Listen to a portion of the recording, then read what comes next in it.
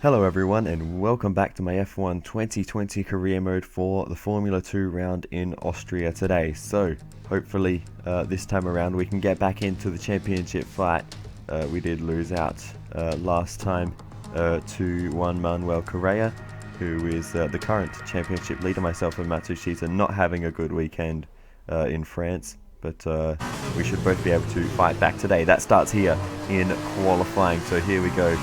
Through the first corner on our second flying lap. DRS open on the run up to turns 2 and 3, and let's see if we can gain any time in the first sector, but not a huge difference at the moment, and we're going to need to improve on our lap because we're currently down in P9. So here we go through the middle sector now, turn 4, getting through there very nicely, and now towards the turn 5 and 6, double left-hander, but completely missing the apex there. The blind approach, or at this time of day at least, it seems like a blind corner. The sun reflecting off the track makes it very difficult to get through that section, but 2 corners to go in the lap now. We are improving as we head through the penultimate corner, but unfortunately the recording cut out, so we can't see the end of the lap, but you can see the time there, and we are down in 9th position, 1 place ahead of Schumacher, and we'll just fast forward through the rest of the session to see where we qualify in the end. The grid is all set for the race tomorrow, but before we go, let's quickly remind ourselves of our top 3, which are Ailot, Hubert and Juan Manuel Correa. It's time to leave for now, but we'll be back tomorrow when the feature race gets itself underway. So no real changes there as we went to the end of the session. Matsushita in 7th ahead of us, trying to fight back after a bad weekend. A great qualifying by Calderon in 11th position there. So yeah, great job by her in this session. And yeah, maybe a chance to score some points. But anyway, let's get into the race and see if we can move forward. Here we are amidst the dense forest and rolling hills of Spielberg in Austria, just 2 hours out of Vienna. It's an amazing destination for the race today, and we're about to get started. Spielberg is a short lap, just 10 corners, 7 rights and 3 lefts, making up a total distance of 2.6 miles. Now, the wet conditions today are going to make the cars a bit skittish, especially through those downhill sections. Watch out for the cars running wide, especially through that last corner. I'm joined by a man who's had many a wet race, Davide Valsecchi. Just how challenging will these conditions be out there on track? Delighted to be here, Alex. Even in this weather, nothing will be easy for them. We may have standing water, which means visibility will be a worry. They just need to stay clear of the white lines and curbs. That can cause you a real problem when it's so slippery. As we're now moments away from the off, let's take a look at the grid order in which they'll start today's race. Callum Ailot has a good view of turn 1 from his pole position slot, and it's Antoine Hubert in P2. Looking down the rest of the grid, we have Correa, Aitken, Nicholas Latifi, and Mazepin, Matsushita, King, The Scientist, Mick Schumacher, Calderon, Tete Camara, Dorian Boccolacci, and De Vries, Delatraz, Raghunathan, Alesi, and Luca Giotto, Boschon, and Guan Yu Zhou completes the grid. Now it's almost time to lights out, so let's go down to the track. Okay, this is a good opportunity for us to improve on our results from last race. Let's make it happen. Alright, we'll try to make that happen, but no guarantees. It will be very, very tricky to bring home a result today in the wet conditions, as you can see, but it will dry up towards the end. That will be when we go on the charge. But anyway, we get ready to start the formation lap. Very important to see if we can see what the conditions are like on this lap. And clutch bite is good, gearbox is responding normally. Make sure to warm up the tyres and brakes. Warm the tyres and brakes throughout the lap. Yeah, tyre warm up, etc. will be very, very important on this lap to whoa, as we almost end up in the fence there. No traction out there over the curb, and we'll have to try and grab those 2 spots back before the end of this lap. But yeah, you can clearly see there just no traction, so yeah, no grip on the surface of the track at the moment. You can see the sort of mirror shiny surface of the track at the moment. That means no grip in these conditions, and struggling out of there 3 or 4 times to get the power down, but we eventually get on our way. The rest of the grid is forming up. Be patient and watch for the lights. Alright, we are now ready to go to the 5 red lights. The lights are out and we're underway for the feature race here in Austria, and it's an okay start, not great, bit of wheel spin. Schumacher is already through and taking the position from us. We're just going to be nice and cautious into the first corner, not take too many risks, and as we are on the exit, a lot of lack of traction there, and the slide and a bit of contact with Calderon, though no damage for either of us in that scenario. Sete Camera gets through as well as we go back down the inside of Sete Camera, not quite getting the position back on Calderon, and we've dropped 2 positions off of the start down to 11th, but we'll see if we can get those back throughout the rest of this race, but we've kept the front wing of the car. That's the most Let's focus now for the rest of the race. that's the most important thing in these conditions, just to stay in the races. Delatraz is trying to make the move now as well on the right hand side, and we just can't fight. We just don't have the same confidence as everyone else around us, and Delatraz moves on past as well. So yeah, we're going backwards significantly in these early stages, but hopefully we'll be able to find some confidence, get some tyre temperature, and be able to fight our way back into it later on in the race. But yeah, for now we are really struggling for just all kinds of traction and turning. We just don't have the pace of the cars in front, as Sete Camera and Boccolacci battle away behind us as we go on board with Sete Camera, and that was very close to ending in disaster for him there. But The rain is getting lighter now, but it's going to take a while for the track to dry out. yeah, a spooky moment, but he managed to recover it without sending himself into the wall. So good effort there from Sete Camera to avoid potentially an incident. But anyway, continuing on in this race for us, you can see absolute daylight up ahead because we just don't have the pace of anyone. Mick is in the pits. Mick in the pits. Mick is coming in for his stop. So Schumacher making 2 stops already in this race in quick succession, so I can only imagine maybe there was an issue with that tyre set that he put on as Boschel makes his way past. But yeah, strange from Schumacher.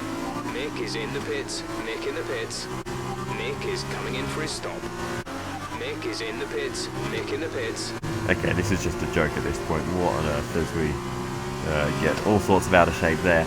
And here comes a Lacey down the inside into turn 9. We're side by side with a Lacey. Round the outside we go, a little bit off circuit, but we're going to try and hold the position, and we do just that versus a Lacey, but he's still got the run as we head towards the first corner. We're going to squeeze into the inside a little bit as we head to T1, but I think we should be able to hold on. We give him the space. 10 minutes left of this rain, then we think it's going to dry up.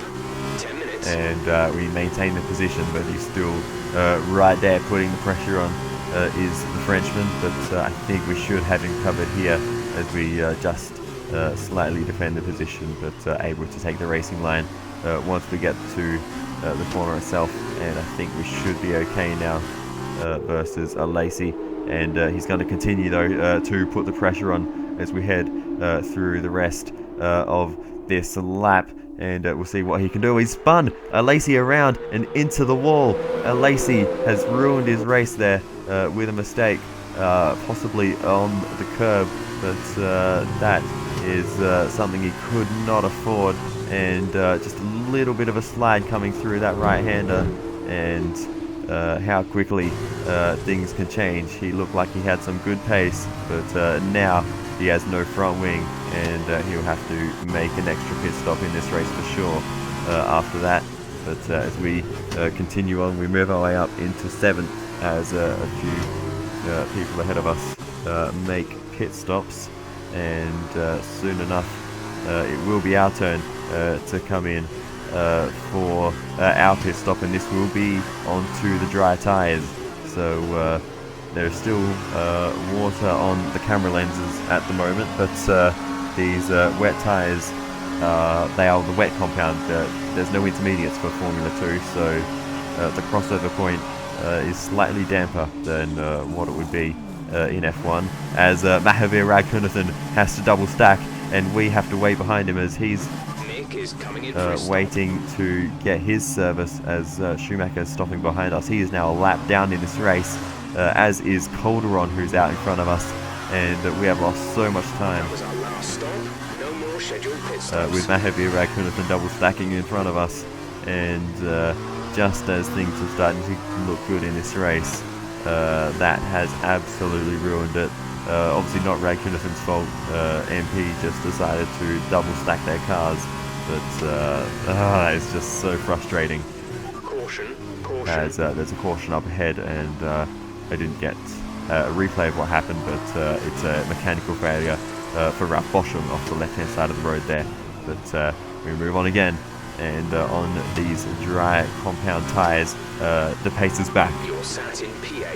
Giotto is ahead of you. Gap to car in front is 4.7 seconds. They're on fresh softs. Auatria behind. The gap is less than a second. They're on fresh softs. Okay, gap to leader, 38.2 seconds. Pit strategy complete.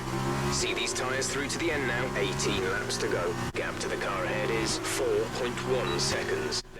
So yeah, we are catching Luca Giotto, which is exactly what we need to be doing as Calderon gets out of the way.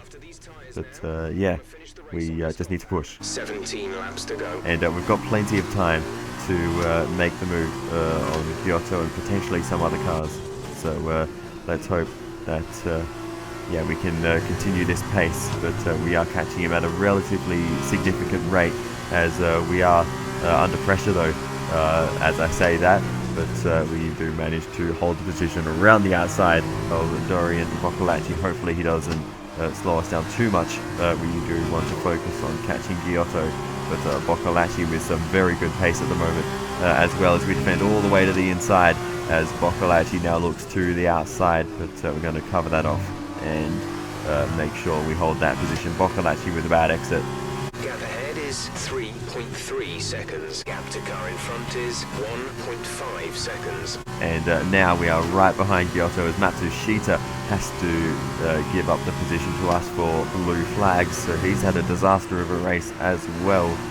There are a few cars, probably about a third of the field, that had 5 pit stops like Schumacher did. I'm not sure what the deal is there, but a whole bunch of people did it.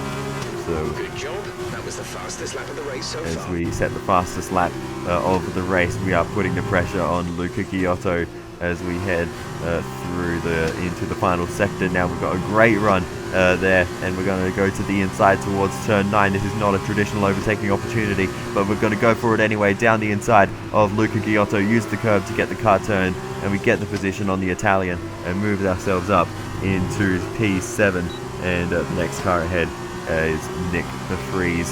So let's see if we can make a move on him in the near future, because as you can see, the pace is very, very good at the moment. A nice exit out of turn 1, and the DRS will assist in that and help us get up the hill much faster than de Vries. Maybe we'll be able to make a move into turn 4. We may be able to make a move into turn 3 down the inside of de Vries, and we do just that, and we get the position against the Dutchman, and that was a very last minute move, but yeah, that really just came together for us. So close to smashing into the back of him. He was very slow into the braking zone there, a lot slower than I anticipated, and yeah, very last minute move.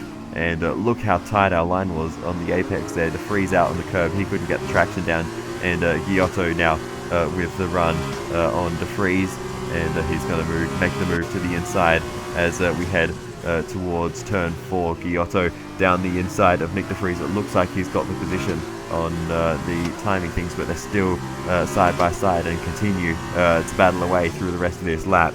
And de Vries eventually manages to hold that position. So yeah, he manages to limit the damage there, because he could have lost 2 positions in 2 corners very, very easily. But yeah, he manages to hold on to P7 for now. Okay, you're catching the car ahead, but remember, we need to get to the end of the race on these tyres. And Callum Ilott is the next car up the road. Let's hope we can catch him. Ilott ahead. Okay, gap ahead is 6.7 seconds. He's a long way ahead though, so just a reminder, we are critical on fuel, probably a lap or so short. We don't need to risk a DNF chasing records, so think about going down to mix 1 and lifting early into the corners. oh wow. I've never had to save fuel in Formula 2 before, but it looks like we're going to have to do just that. We are significantly down on fuel versus what we need to be to get to the end of this race. So yeah, we've got a lot of work to do. Chasing Callum Ilott is now out of the question. We may need to watch out for the cars behind. So let's hope that we can just get to the end of the race, and let's see if we can save the fuel that we need.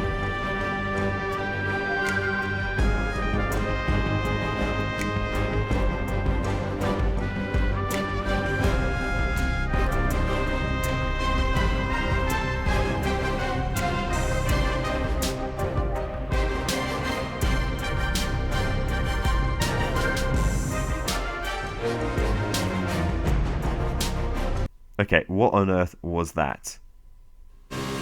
What on earth was it? Look at Nicholas Latifi. He led us past with the blue flags and then sends it up the inside and spins himself around. That is the most ridiculous thing I have ever seen. But anyway, here comes the race winner, Juan Manuel Correa. Great drive from him to take the race win here today. And we do manage to save, just about manage to save the fuel that we need. Still lifting and coasting as we head into the final few corners, just to make sure that we have the power to the end of the race. But there were never any real threats from behind, and we managed to cross the line for P6. Alright, race over. Take care of the car on the way in. What a weird race. Luca Giotto, driver of the day.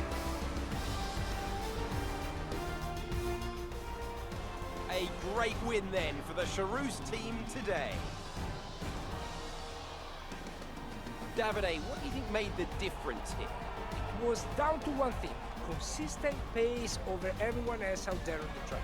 We could spend a great deal of time talking about race and tire strategy, what else occurred on the track, but at the end of the day, the difference here was down to simply being faster on track than everyone else.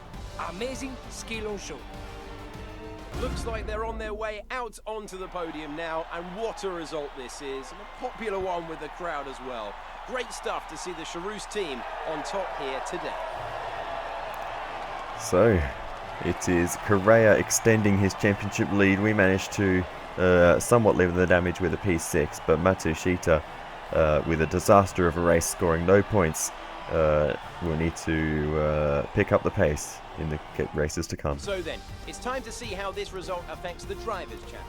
It's a good result for Juan Manuel Correa, who extends his advantage at the top of the championship. Now then, Davide Valsecchi, who would you say was your driver of the day? I'm going for someone who really punched above their weight today, and that's the Italian Luca Giotto. He was very quick through the entire race today. And now a look at the team standings.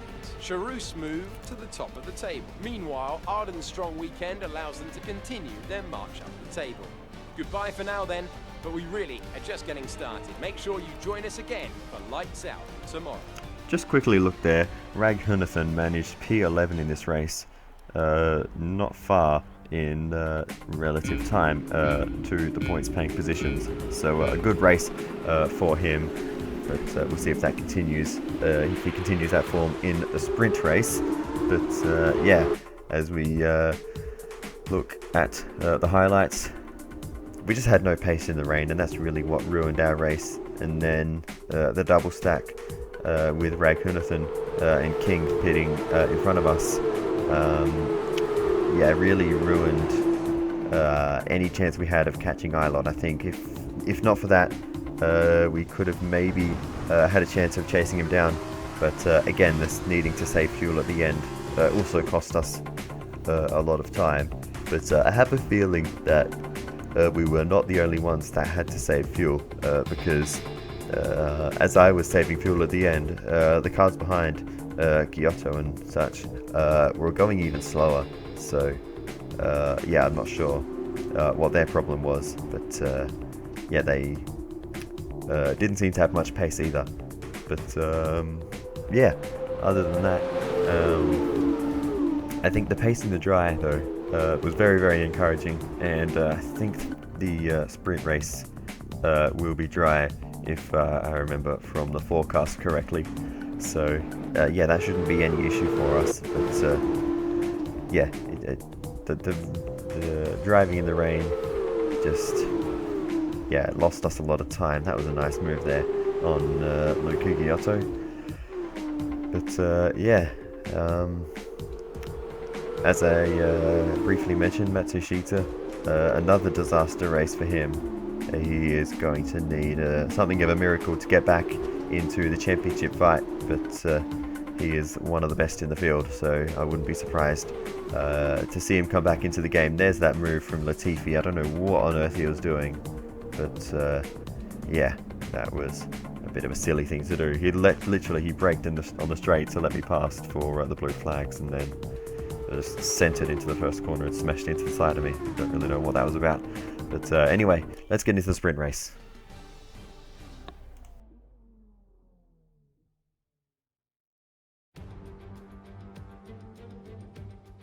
Welcome back for the final event of the weekend, the sprint race. Here, the top 8 from yesterday's feature race are reversed to make up the grid below us, and in just a few minutes, those drivers will be hurtling down into turn 1.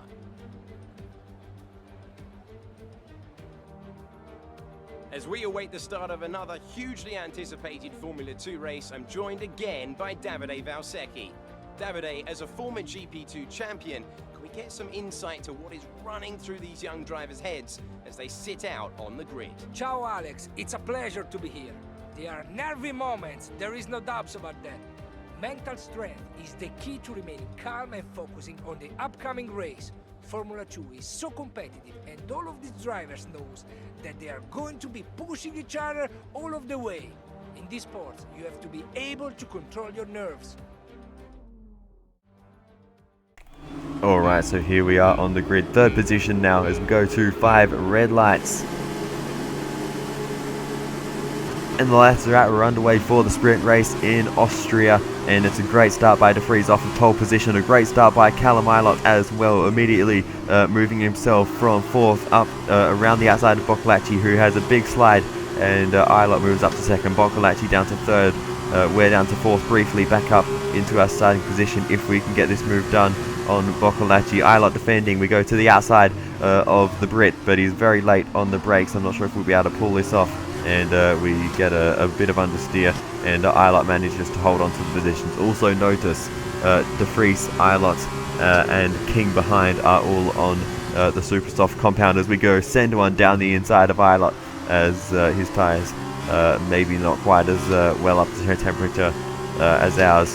I made sure this time that we had plenty of tyre temperature on the formation lap, as opposed to the last race where the tyres were a little bit cold at the start for us. But yeah, you could see the difference in traction that they had off the line with the softer compound, but I think maybe they had a little bit of trouble warming up the tyres on the formation lap, and that might be why we were able to get the jump there through turn 4.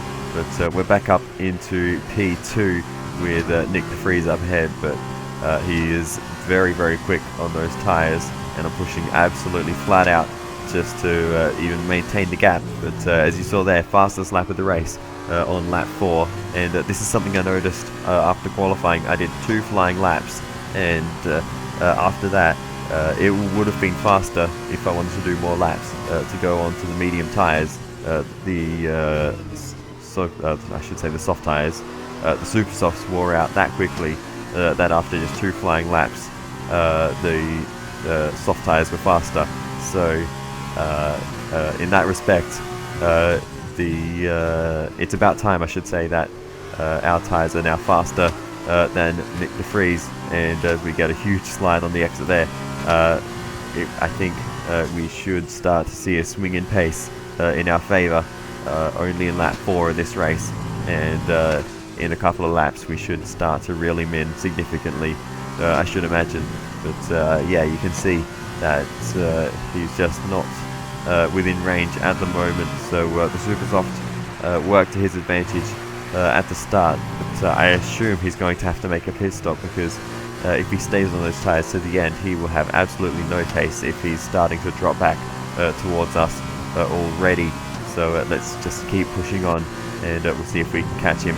And as we move on later onto lap 6, we do catch up to de Vries as we get a nice run through turn 7, and as we have a little look around, not going to make a move there, but we're really starting to put the pressure on the Dutchman as we get a really nice run through the final corner. We'll see if we can make a move here into turn 1. De Vries defends all the way to the inside wall. We switch to the outside of de Vries, around the outside, late on the brakes, and we're going to get the move done on the Dutchman. Side by side on the exit though, de Vries not giving up the position, and as we head up the hill, I think we should be able to out-drag him with the DRS open. We do just that. De Vries slots back in behind us, but de Vries not giving up without a fight there. So as we move on, you can see we do pull away from de Vries a little bit there. He has started to drop back from us, so those tyres really starting to wear out for him. Also notice Jordan King has moved up into 3rd position, so the super soft working well for him as we run deep into turn 3, out on the curb, and we get a huge snap of oversteer on the exit as we put the power down, and that puts de Vries right back into contention. He might make a mistake. And he gets the move back and moves himself ahead of us again. So one mistake and de Vries is right back in it. So we need to get our composure back and try and re-overtake him if we want to win this race, which we need to. We're slipping back from Korea in the championship as we have a little look down the inside of turn 7. That's not an overtaking corner normally, unless you have a massive pace advantage. But yeah, no such advantage for us as we get right close behind de Vries as we head through the final 2 corners. You can see we've got the grip advantage as his super soft, so starting to hit the cliff already, it seems, as we make exactly the same switch right to left down the outside of de Vries, and a bit of contact there that time as we took a bit of a narrower line through the corner, but de Vries still on the inside, and he got a better exit than before, so we're going to have to fight this out in the braking zone of turn 3. So here we go, late on the brakes, using as much entry space as we can, and we get a nice run through there, nice exit, and we get the move done on de Vries. A little bit harder than maybe it should have been, but we find ourselves back. You are in 1st position, front of the pack. De Vries is behind you. They're on old super softs. Look after these tyres now. We want to finish the race on this compound. 17 laps to go. Thanks, Jeff, for finishing my sentence. But yeah, so back where we need to be, back in the lead of the race, and hopefully we can hold on to this. We've got a decent gap to all of the soft tyre runners, Auatria being the first of those. He has recently overtaken Callum Ilott as on lap 12 a whole bunch of cars come into the pit lane. Nick de Vries, Jordan King, Auatria stays out. That is Ilott making a pit stop as well, so that takes them. We are critical on fuel, probably a lap or so short. We don't need to risk a DNF chasing records, so think about going down to mix 1 and lifting early into the corners. That takes them out of the train, but you see we move on another 12 laps onto lap 24, and we get that same message about saving fuel, and we move on now to what is the final lap of the race. There was nothing happening all of this time. It was a bit ridiculous. But yeah, end of the race now, and you can see we have saved the fuel that we need to.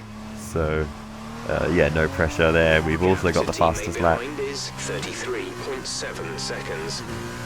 So we've got that those bonus points in our favour as well. So this will hopefully bring us back into contention with Correa.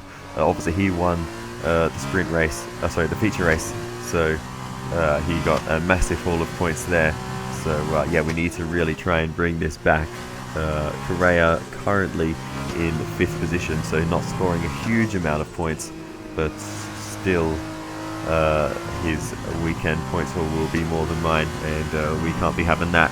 But we're doing the most we can at the moment as we head towards the last few corners, and yes, we're going to do enough today.